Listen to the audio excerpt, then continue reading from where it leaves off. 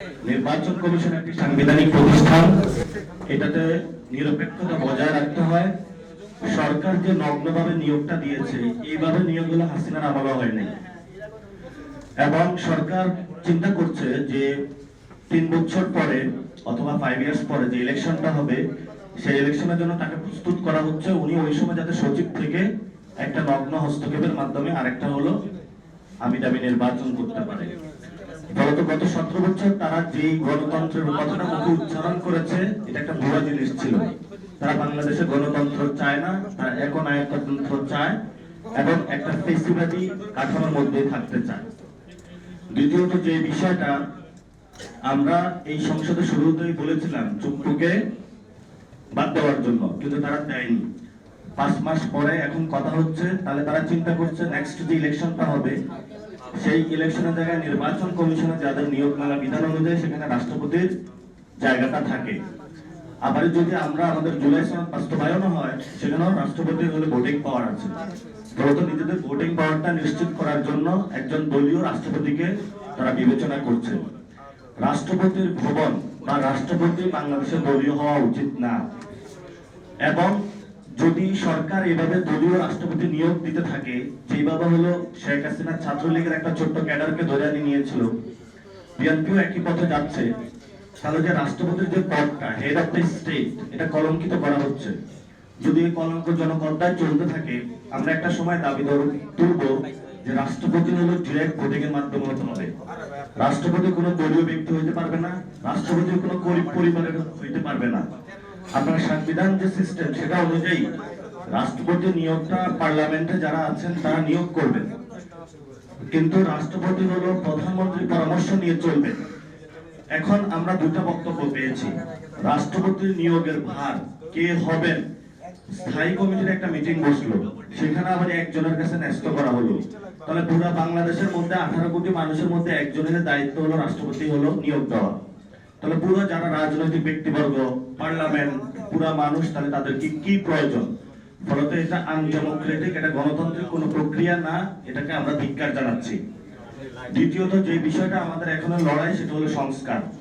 জুলাই সনদ বিএনপিকে বাস্তবায়ন করতে হবে। বিএনপি যতই কথা বলুক না কেন, এটা বাস্তবায়ন করব না, সেই পথ আমরা বিএনপিকে দিব না। তারা সংশোধন কমিটি বানিয়েছে, বিরোধী দলকে ধন্যবাদ যে তারা সেটাতে অংশগ্রহণ করে না। এটা ঐতিহাসিক একটা রাজনৈতিক সিদ্ধান্ত নিয়েছে, এবং যেহেতু এটা সংসদে হয় নাই, তারা সংশোধনী কমিটি বানিয়েছে, ফলত আমাদের এই লড়াইটা এখন রাজপথে চলে এসেছে।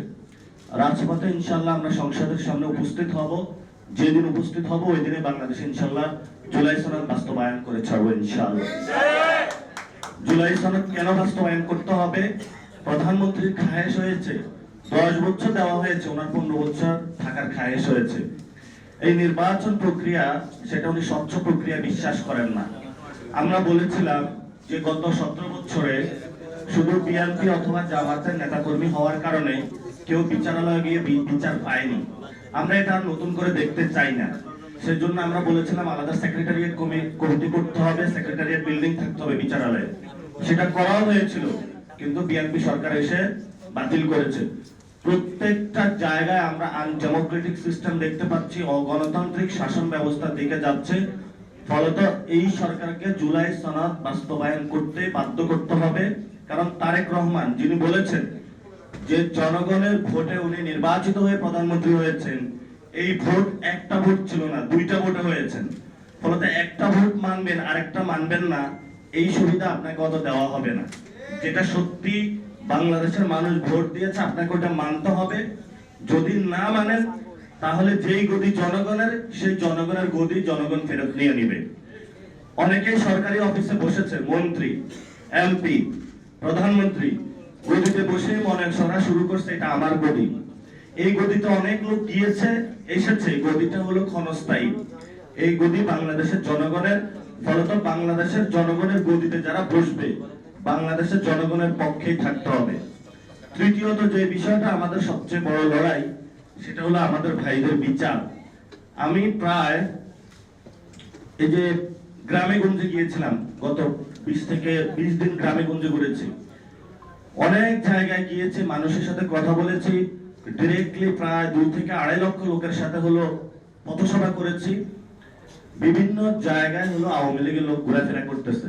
তাদেরকে জিজ্ঞেস করলাম তারা কিভাবে বের হয়েছে, বললো যদি কেউ ছাত্রদের খুন করে তার মার্কেট ভ্যালু বেড়ে যায়, ওসি এবং ওইখানের স্থানীয় নেতারা বসে 5 লক্ষ টাকা দিলে মুক্তি পেয়ে যায়। ওসির রুমে বসে ওই দলের নেতা এবং ওসি বৈশা, ওসি বলে 2 লাখ টাকা রাখি, ওই নেতা নেয় 3 লাখ টাকা, বলছে তারা ছেড়ে দেন। এরকম পুরা বাংলাদেশে যারা আমাদেরকে খুন করেছিল, খুনের মহাযজ্ঞ চালিয়েছিল, তাদেরকে হলো মুক্তি দেওয়া হয়েছে। এবং তারা এলাকায় গিয়ে যারা রাজপথে নেমেছিল তাদেরকে ধমক দিচ্ছে, তাদের ফ্যামিলিকে ধমক দিচ্ছে।